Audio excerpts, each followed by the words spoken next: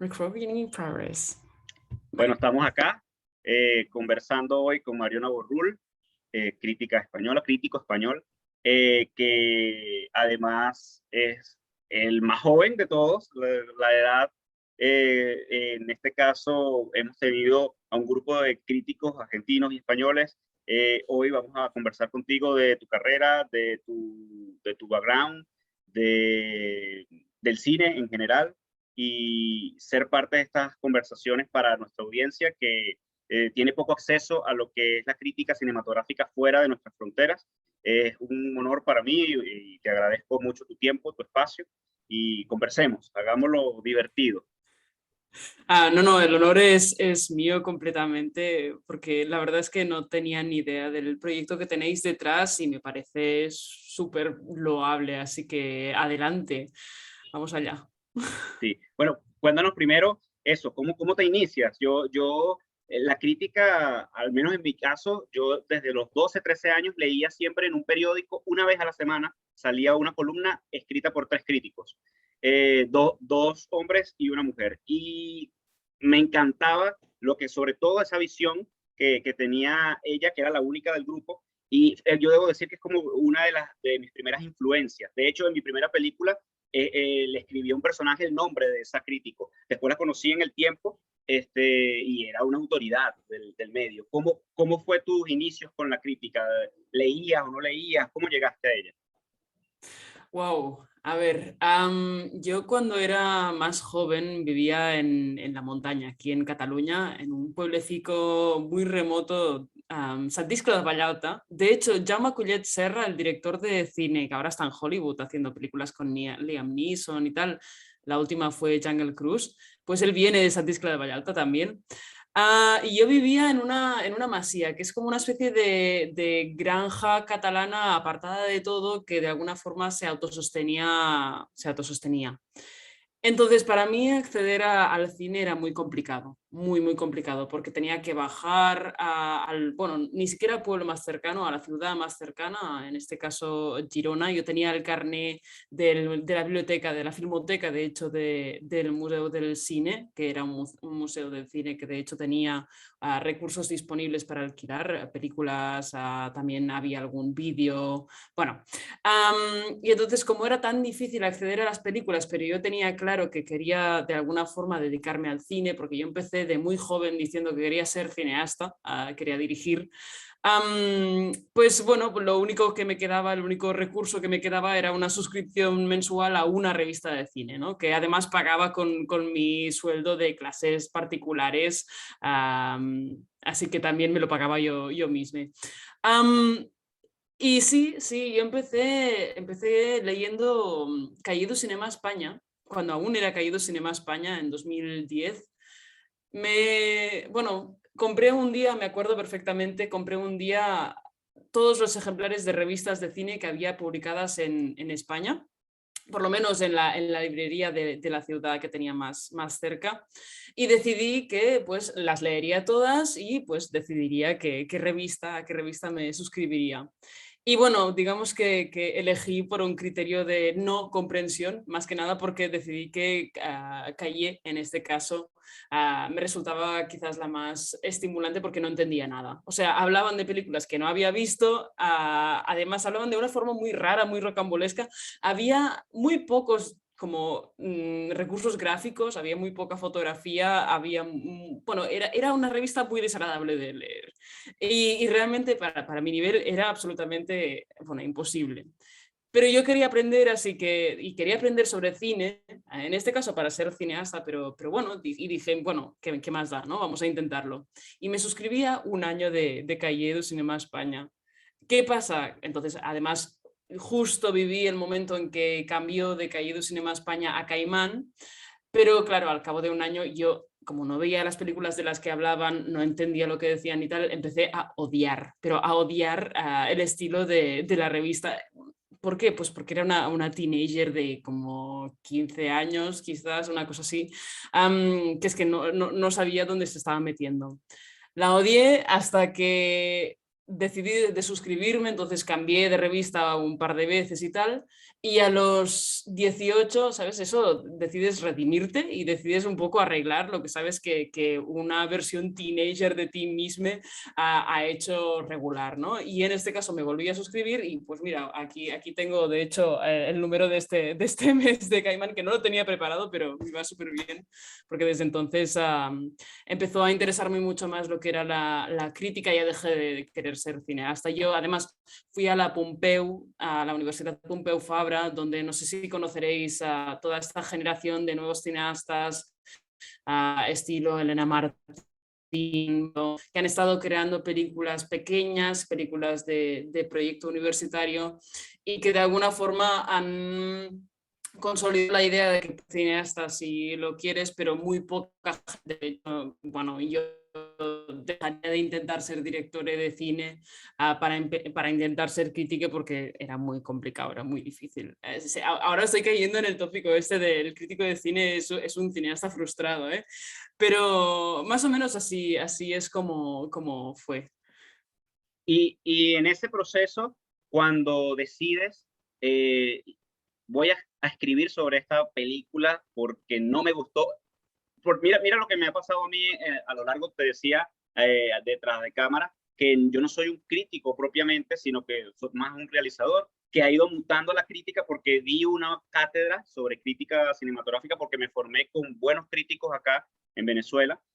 De hecho, un grupo de ellos ya está fuera, uno está en España, otro está en Argentina, hay uno que sigue acá, que de hecho hoy por hoy es el presidente de lo que es el círculo, y daba la cátedra en una universidad acá, empecé a escribir y di como que la cosa al revés, porque primero escribí un grupo de películas y después entré en toda esta dinámica de crítica, lo hice al revés.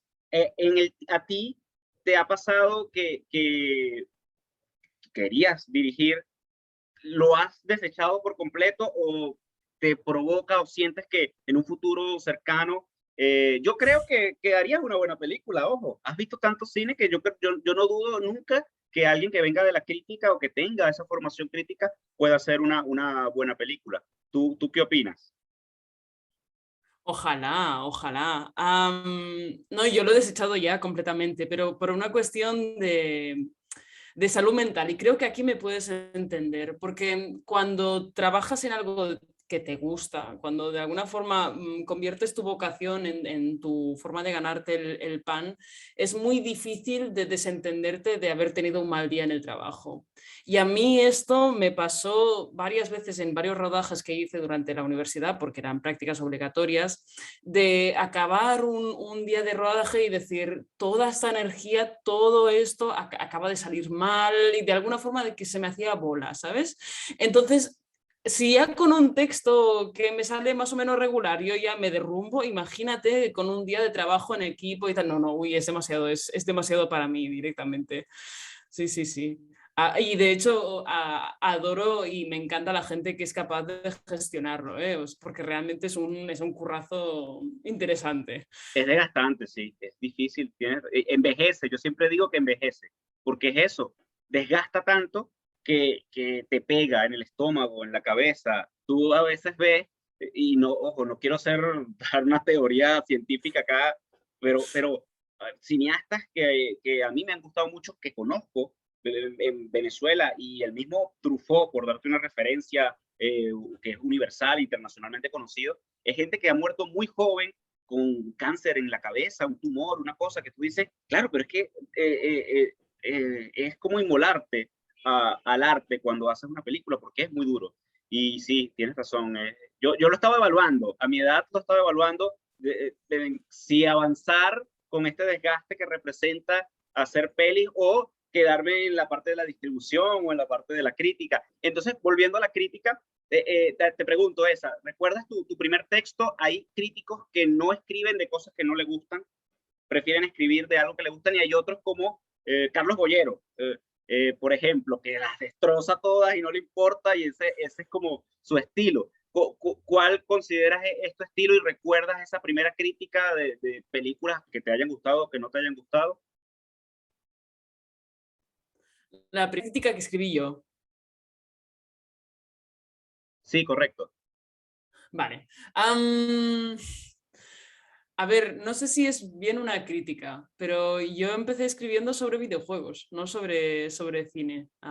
Yo empecé escribiendo, de hecho, mi primer texto es una crítica sobre el último videojuego de Fumito Ueda, que es un creador japonés.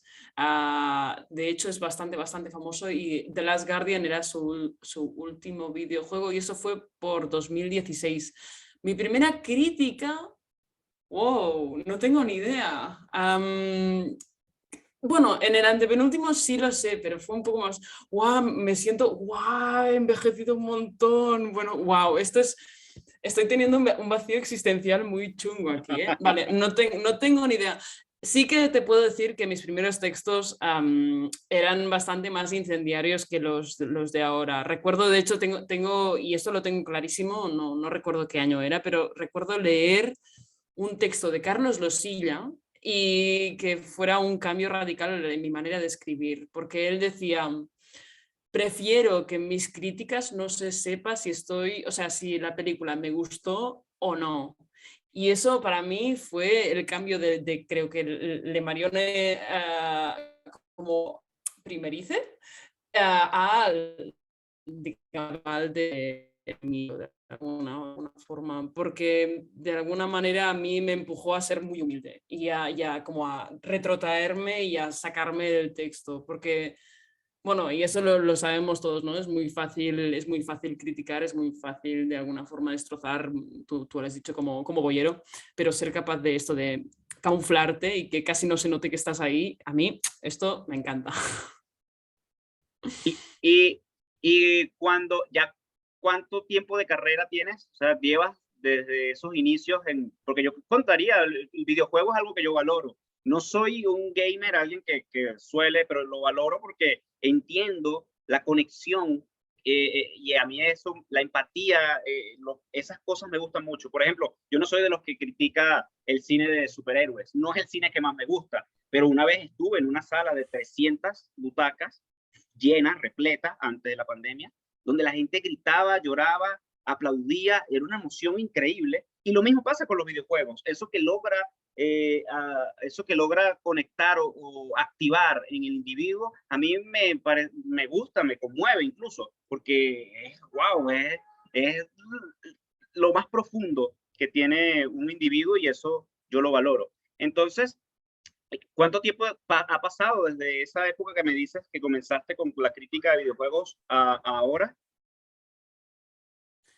Pues esto fue en 2016 y yo entonces tenía muy claro que quería dedicarme a la crítica de algo, de lo que fuera, y pensaba que de los videojuegos sería más fácil porque había menos gente escribiendo. Mentira, fake news, hay muchísima gente dedicándose a esto, muy poca que se gane la vida, eso sí. Pues fue 2016 y yo en 2017 ya entré directamente a trabajar en fotogramas. Bueno, a trabajar no, como becaria. Pero sí entré en la redacción de fotogramas. Yo ya quería escribir crítica en fotogramas. Pasa que tuve el chasco de mi vida cuando me dijeron, no, antes de escribir crítica en fotogramas tienes que tener una carrera hecha antes. O sea, no puedes simplemente publicar una crítica ahí. Y estuve pues casi 2 años, te diría, no, un año aproximadamente. Primero y luego como colaboradora trabajando en el anuario de fotogramas antes de que cerrara la redacción aquí en Barcelona. No sé si estás al tanto, hubo de hecho diríamos un despido masivo de gente aquí en Barcelona, de críticos de cine como pues esto, Peraval, Alex Montoya, Alex Gil, Philip Engel, que son firmas muy reconocidas aquí en el país, pero que se encontraron que tuvieron que ir todos a la calle por temas de dinero, bueno, da igual, cuestiones empresariales, ¿no? Entonces me fui yo también, o sea, me despidieron a mí también, basically. Y volví a conectar con ellos en 2018, creo, para cubrir ya festivales, cubrir Festival de Berlín, cubrir el DA, cubrir el BCN Film Fest, y ahí estuve pues hasta el día de hoy. Bueno, los festivales, tocas ahora un punto que para nosotros es doloroso. Venezuela, los pocos críticos que en los 90 ejercían cuando no existía una asociación, incluso inicios del siglo XXI, había 3 o 4 que podían viajar a festivales internacionales. Eso desde hace unos 10 años pasa, no pasa, desde unos 5 años para acá no pasa. Eh, ¿Qué tal esa movida de festivales que viviste desde el 18, 3 años antes de una pandemia, y ahora que entiendo, hace poco fuiste a Venecia? Cuéntame cómo ha cambiado un poco la dinámica, cuál fue el primer festival al que fuiste, danos ese contexto. El primer fue Festival de San Sebastián, así grande, por lo menos. Es el más cómodo para la gente que venimos aquí, de aquí a España. Y ha cambiado mucho, porque yo empecé a asistir a festivales y a cubrir como prensa y de alguna forma a que mis posibilidades de alguna forma empezaran a crecer, a posibilidades de por lo menos de ganar algo de dinero con lo que publicaba. Estaba publicando yo entonces con el antepenúltimo Mohicano, y pensé, bueno, si vas a suficientes festivales, lo que vas a lograr es de alguna forma hacerte contactos y a situarte dentro de la industria, en el panorama como estaba, ¿no? Pasa, claro, llegó la pandemia y ahí pensé, Mariona, se te ha jodido la carrera, o sea, literalmente. ¿Por qué? Porque básicamente aquellos pequeños puestos que ocupaban o los pocos puestos que estaban disponibles para la crítica cinematográfica van a desaparecer, porque van a desaparecer los festivales durante un año, que se te para la carrera un año, bueno, es algo muy catastrofista. ¿Qué pasa?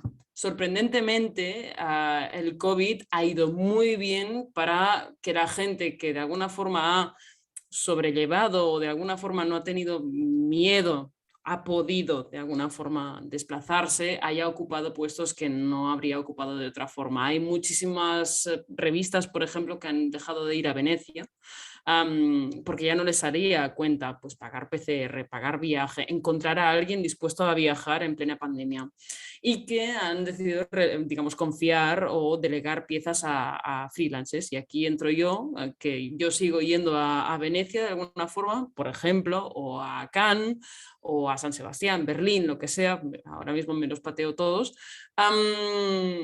Y estoy de alguna forma yo como freelance durante la pandemia es cuando finalmente consigo hacerme el hueco este que yo estaba buscando antes, ¿no?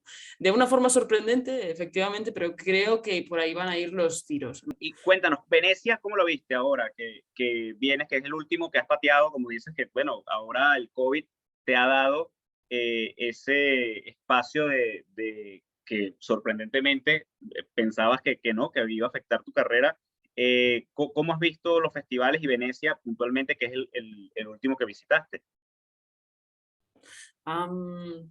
Venecia realmente ha sido la prueba de un festival que se ha adaptado a la nueva situación. Venecia, de hecho, fue el primer festival que reabrió después de la crisis global en septiembre pasado, y como se han ido adaptando de alguna forma demuestra que se puede madurar y se puede mejorar dentro de este contexto nuevo. De alguna forma que hay una nueva normalidad de festivales también. Cannes, por ejemplo, es el ejemplo de cómo no se tiene que, o cómo de alguna forma, cómo encara un festival una primera situación pospandémica, sin haber tenido una edición pandémica sobre la que apoyarse y sobre la que crecer. Venecia realmente ha estado, a ver, bastante bien organizada. Ha habido, yo creo, algún, digamos, alguna condición a nivel de reserva de entradas, por ejemplo, que estamos todísimes de acuerdo en que no ha funcionado. Pero yo creo que a nivel de logística ha ido bastante bien y bastante en la línea de lo que se podía esperar de un festival post pandemia.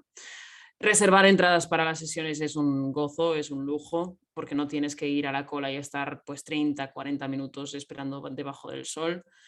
Sí es verdad que, y esto, bueno, lo he introducido justo ahora, en Venecia había un sistema de reserva de entradas que te permitía solo reservar localidades 74 horas antes de la sesión, es decir, 3 días antes, 3 días y 2 horas antes de que empezara la película en sí, lo cual era bastante pues, dolor de cabeza para la gente que estábamos en el festival mismo, porque de alguna forma te obligaba a estar durante las películas con el móvil fuera, reservando entradas en, pues eso, para las películas que verías al cabo de 3 días, ¿no? Una situación un poco, casi diría, esquizofrénica, porque tenías que estar básicamente en dos realidades al mismo tiempo, ¿no? En dos tiempos diferentes a la vez.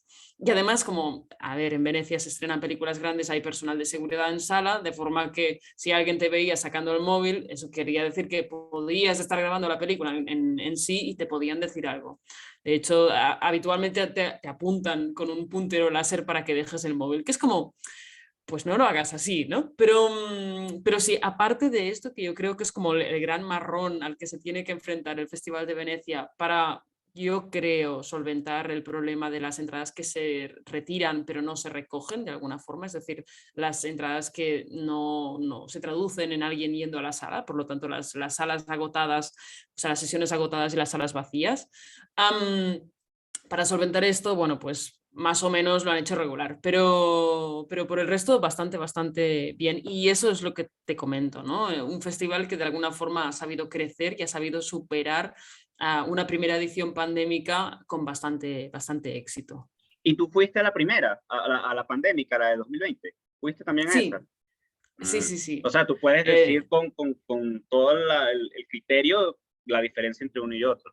Ya. Y las películas. claro. Yo siento, ¿sabes? Que en este año, quizás, a lo mejor 2022 va a ser el año donde más películas sobre la pandemia vamos a ver. Pero siento que todo el cine que estamos viendo es un cine prepandemia. Todo, es raro ver alguna cosa que toque la actualidad pandémica. ¿Cómo lo sientes tú? ¿Cómo lo has visto? Yo he visto por el trabajo de distribución algunas de las películas que han estado en festivales como Venecia últimamente, o Drive My Car, por ejemplo. Ahorita recuerdo Drive My Car Ujú. de la japonesa que ganó guión en Cannes, que es una película basada en un cuento de Murakami, y que el cierre sí lo veo con gente con tapabocas y tal, pero toda la película es una historia antes de la pandemia, ¿no? Porque además está basada en un texto de hace tiempo. ¿Cómo lo viste? ¿Cómo ves tú el cine actualmente? Ese cine, ¿hay más películas que te aborden o tú como crítico no te interesa que aborden la situación dura, difícil, el cambio de manera de incluso de relacionarnos con este tema de la pandemia? Realmente es un temita este, ¿eh? Te puede llevar a 1000 campos diferentes. Hay, por un lado, una cierta prisa a la hora de contar las historias sobre la pandemia, porque creo que hay la conciencia entre, digamos, la gente que está creando y sobre todo los estudios de querer explotar esto mientras aún sigue fresco en la memoria colectiva. De forma que se están creando un montón de productos que quieren ser todos de alguna forma productos del presente, que de alguna forma quieren hablar a un futuro, es decir, productos de estricta actualidad, pero que de alguna forma se ven viejos, y se ven viejos porque no se han sabido de alguna forma refinar, trabajar, o de alguna forma no ha habido el tiempo suficiente como para trabajar, digamos, la pandemia como concepto más allá de las clásicas ideas de soledad, las clásicas ideas de confinamiento, pero estos son ideas que ya hemos visto en otras partes. De hecho, las imágenes que ha habido, digamos, producidas en, por ejemplo, películas que se han hecho en casa durante la pandemia, se parecen todas mucho. Entonces, yo he hecho en falta primero un cierto pozo y de hecho un cierto reposo para que estas, de alguna forma, estas iconas de la pandemia, estas imágenes pandémicas, se vuelvan algo más y se vuelvan algo más allá o trascendiendo la anécdota, ¿no? Porque es muy fácil hablar de la pandemia y esperar que la gente se relacione con tu película pues desde la empatía o desde el yo también he vivido esto, ¿no? Pero apelar a algo más de alguna forma o llegar un poquito más allá, eso aún no lo he visto. Lo he visto, por ejemplo, en películas como Bad Luck, Banging and Looney Porn, que de hecho se estrena aquí en España, es la última película de Radu Jude, la estrena Filmin. En esta película, por ejemplo, sí se aborda el tema de la pandemia y de las mascarillas, por ejemplo, no sé si la tienes vista. Sí, la que Um, ganó Berlín este año. Exacto.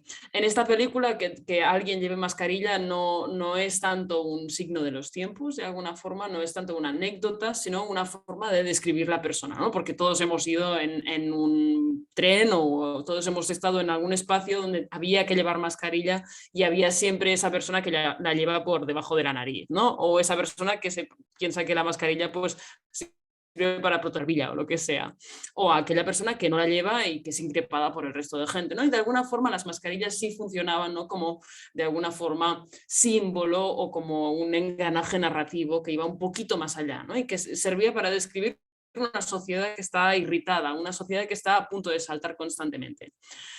Más allá de Bad Luck Banging and Looney Porn, esta película, sí me encuentro con esto, con el carácter absolutamente anecdótico de lo que ha sido el COVID, que ha sido, yo creo, un evento muy importante, pero justamente creo por esta importancia y por esta conciencia de esta importancia, porque sabemos que es realmente muy importante, tengo la sensación de que estamos constantemente hablando en términos abstractos y por lo tanto que no hemos sabido explicar nada que no sea propio y por lo tanto nada que sea significativo de verdad, ¿no?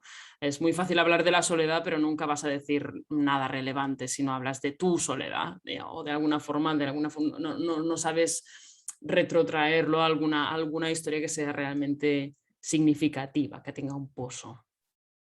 Bien. Y entonces, siempre, y es como es costumbre ya en la parte final de la entrevista, te pregunto, en este periodo, películas que no necesariamente tienen que tocar el tema de la pandemia, pero que hayas descubierto en este año y algo que lleva la pandemia que te hayan encantado, la hayas visto en cine o en plataforma, un par para que la audiencia, pues así como te pasaba a ti cuando leías las revistas, al vernos, si no la ha visto, pues la busquen, que ahora hay más acceso que antes para ver las pelis.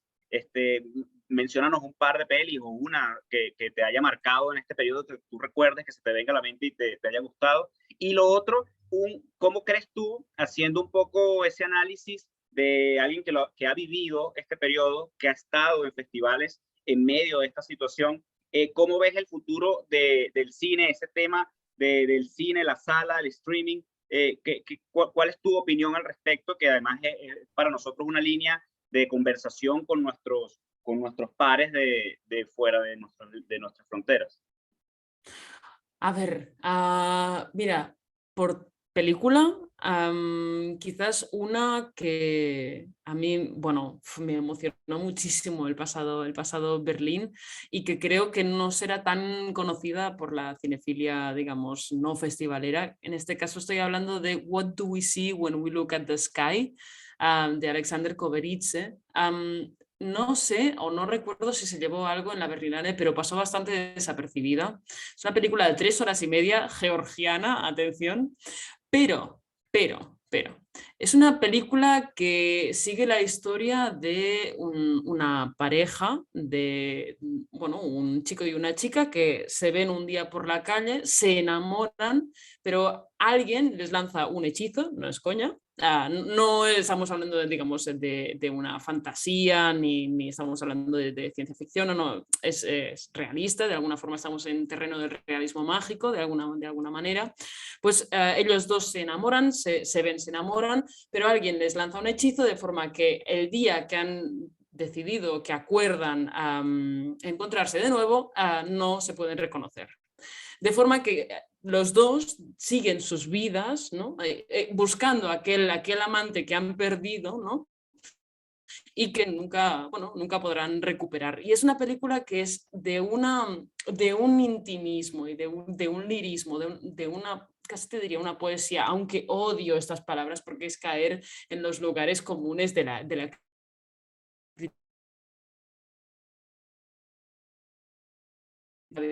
¿no? ¿Qué les pasa a estos personajes después, a partir de este hecho anecdótico, casi diríamos? pero qué les pasa y cómo de alguna forma están buscando constantemente esto que no continúa.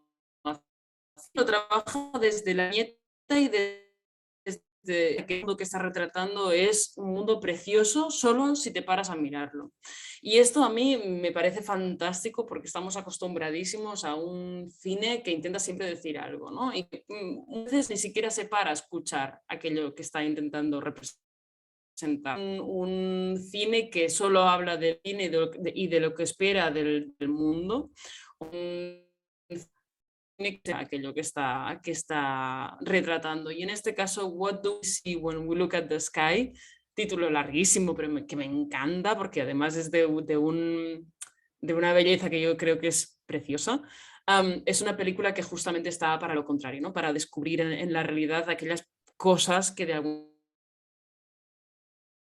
no estemos hablando de una fantasía, pero sí estemos ante una realidad un poco mágica. Bien. Y es larguísima como mi explicación, ¿eh? O sea, fantástica. No te preocupes. Um, Y con y respecto por al cine. tema plataformas, Ajá. por lo menos en las plataformas, los fenómenos incompatibles. Nos encontramos, por ejemplo, con plataformas como Filmin, que ofrecen una variedad de títulos que nunca llegarían a salas y que de hecho durante la vez que estrenando en Filmin podían tener un público de mayor alcance que si hubieran estado en cartelera. Y sin embargo, sí es verdad que no aplica a todas las plataformas, ¿no? A mí me gustaría muchísimo pensar que un Disney Plus no estrenando una película como Mulan en salas, pues no tiene ninguna repercusión, pero yo supongo que en plataformas más grandes sí la tiene. Pero yo creo que en determinados casos pueden convivir perfectamente. Hablo del caso de Filmin porque es el que más conozco, es el que más de cerca me suena. Y hablo también de un panorama que está ya muy tocado por una decadencia que es cada vez más evidente. Las salas, bueno, yo el otro día fui a ver Jungle Cruise un sábado por la tarde, película de Disney, quiero decir, con Dwayne Johnson y Emily Blunt. Claro, nombres grandiosos, ¿no? Y sin embargo, yo y mi compañero a solas en la sala un sábado por la tarde. Dices, ¿qué está pasando aquí para que no haya gente en los cines, ¿no? Para que la gente no vaya realmente a los cines. ¿Son las plataformas o es algo más? Entonces, yo creo que no son incompatibles en este respecto de alguna forma, pero creo que podrían, y no sé cómo, aquí estoy tanteando y estoy construyendo un castillo de nubes, pero creo que podrían luchar para solventar un problema que es mucho más de base o que está mucho más arraigado y es esta inopia, casi diría, del público a la hora de ir o no ir, en este caso, a las salas. Sí, así es. Yo también creo que además el cine le debe en este periodo lo que antes veía como el enemigo, la plataforma, el Netflix o la cosa que no quieres aceptar, es la competencia del enemigo, más bien en medio de la pandemia es lo que ha hecho que el negocio, el cine en últimas, facture, se mantenga. Eso ha sido en parte gracias a las plataformas. Entonces creo que convivir, cohabitar, una posibilidad ya cierta, creo que ya es un hecho y va a ir creciendo. Lo que hay es que hacer ciertas modificaciones de base para que entonces sea mucho más fluido. Ya por último, antes de cerrar y que nos dejes tus redes donde seguirte, te hago unas preguntas que siempre me llevan con el público extranjero. La primera es, ¿has visto alguna película o algún realizador que tengas venezolana en tu background, que recuerdes, película venezolana, directores venezolanos? La última fue La Caja de Lorenzo, Vigas. Lorenzo Vigas. Exacto, La Caja de Vigas, una maravilla de película. La vimos en Venecia y Vigas, director de Desde Allá, de hecho, una de mis películas favoritas del Festival de San Sebastián de hace 4 o 5 años, quizás. 2015, 2015. 2015, nada, 6 años. Sí. poquito. Lorenzo de Vegas es maravilloso porque es capaz de alguna forma esconderte todo un pozo oscuro de maldad humana detrás de unas imágenes que parecen inofensivas, ¿no? Y cuando se revelan es como placa, o sea, toma, no te lo esperabas. Y es muy guay, me parece muy bueno. Pues esta fue la última.